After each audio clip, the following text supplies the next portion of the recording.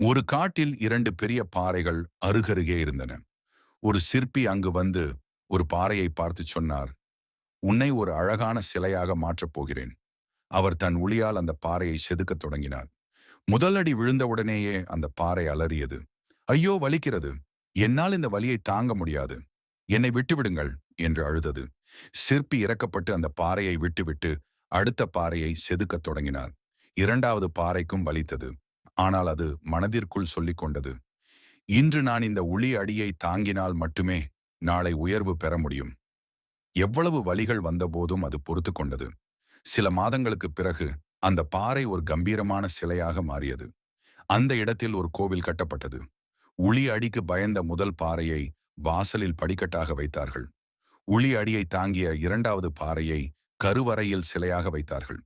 இப்போது கோவிலுக்கு வரும் மக்கள் அனைவரும் வாசலில் இருந்த பாறையை மிதித்துக்கொண்டு உள்ளே சென்று சிலையாக இருந்த பாறைக்கு மலர் தூவி வணங்கினார்கள். வாசலில் இருந்த பாறை வருத்தப்பட்டது.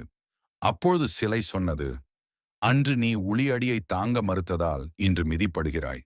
அன்று நான் வலியை தாங்கிக் கொண்டதால் இன்று மதிக்கப்படுகிறேன். இந்த கதையின் பயன்கள் மற்றும் விளக்கங்கள். உழைப்பே உயர்வு. உழைக்கும் போது ஏற்படும் கஷ்டங்கள் அனைத்தும் நம்மை செதுக்கும் உளி அடிகள் போன்றது. அதை தாங்கிக் கொண்டால் மட்டுமே வாழ்வில் உயர முடியும். வலி இல்லை எனில் வெற்றி இல்லை. கஷ்டப்படாத வாழ்க்கை யாருக்கும் கிடைப்பதில்லை.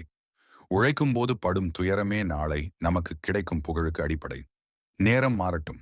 இன்று உழைப்பால் வியர்வை சிந்துபவர்கள் நாளை வெற்றியால் மகிழ்ச்சி அடைவார்கள்.